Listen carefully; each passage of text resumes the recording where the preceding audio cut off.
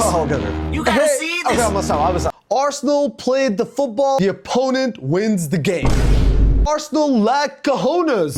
Boys versus men. This is Mikel Arteta's Arsenal. Come on, I can smell it. We can smell it now. Fabian Hertzler complained about Arsenal's playing style after the game. I only got 3 words for him. What a surprise. Hey, come on. My manager, Mikel Arteta. Mikel, I only have 1 heart. How many times will you win it? Chill, relax, come on. Don't be that savage. Hertzler also said that he will never be the type of manager who wants to win that way.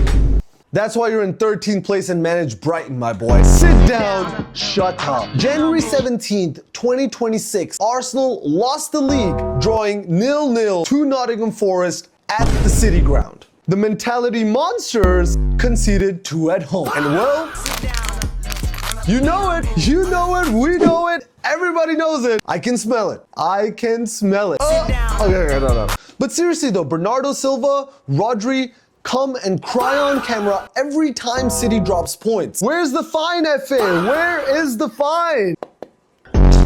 Now, Bernardo Silva also said that all 50-50 calls go against them. Mate, you have 115 calls going in your favor, so please sit down, shut up. He also said, we are used to it, we know how it works. Mate, you won 6 of the last 8 Prems. What exactly do you know? I think we all know.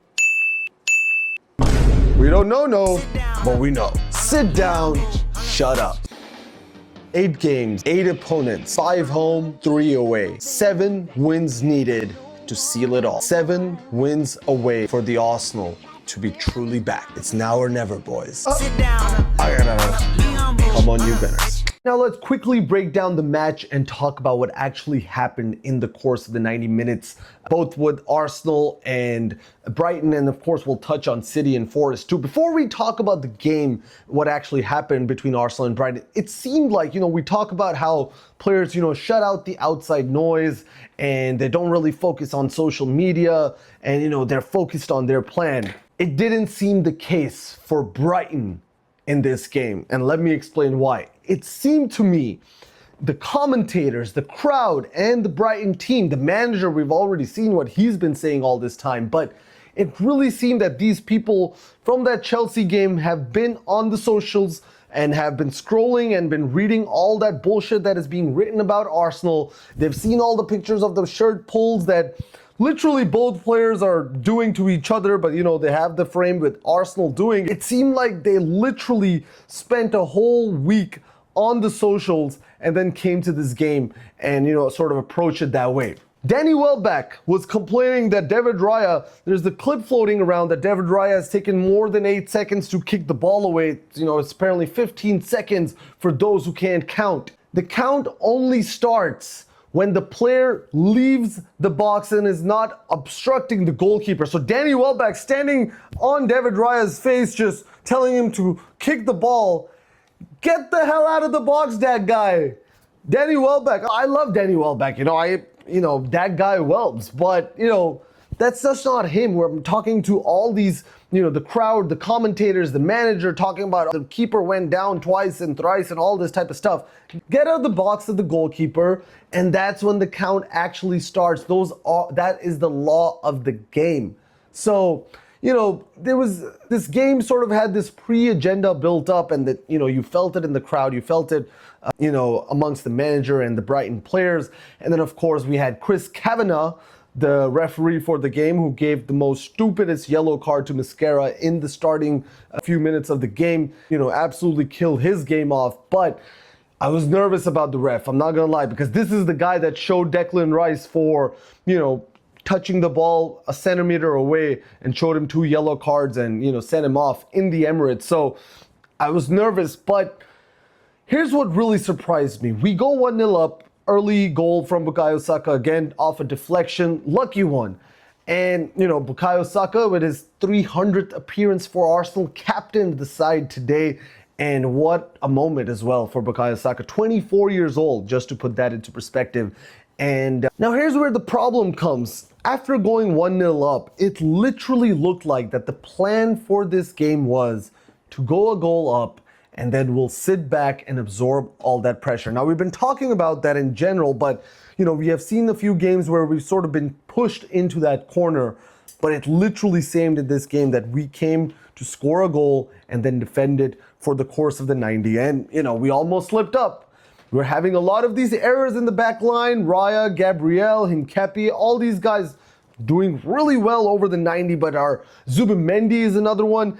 There's these errors coming in, leaking in from the back pass or this and that, coming off the line early. Need to get that out of our system. We need to get it out. Crunch games are coming.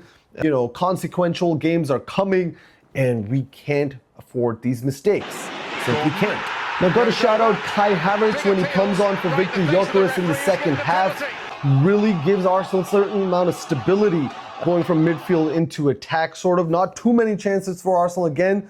We were sort of absorbing that pressure, but Kai Havertz was, attracting the ball towards himself. He was driving with it, taking the defenders away and, being a strong focal point in that front line. And, that really changed the game for us a little bit. And while all this is happening, all the way up north in Manchester, we have the mentality monsters whose mentality is that of a sour loser. That's what it is. Bernardo Silva, Rodri, they come out, they disgrace themselves every week whenever City drops points. They come out, they complain about how the referees are not helping them anymore, how their 115 charges should be 200, but they're not going to get charged for it, so just they just want the old treatment back. They want Michael Oliver to ref all their games. They want to give out multiple red cards to Arsenal for, touching the ball away. So that's what they're used to. And, Bernardo Silva says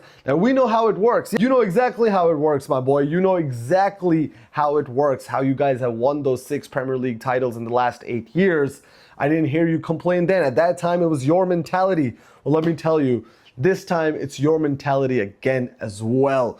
You guys are feeling the pressure. Pep is feeling the pressure of losing the league to Mikel Arteta. This season, he really feels it. Erling Haaland's goal have dried up. Where are Erling Haaland's goals?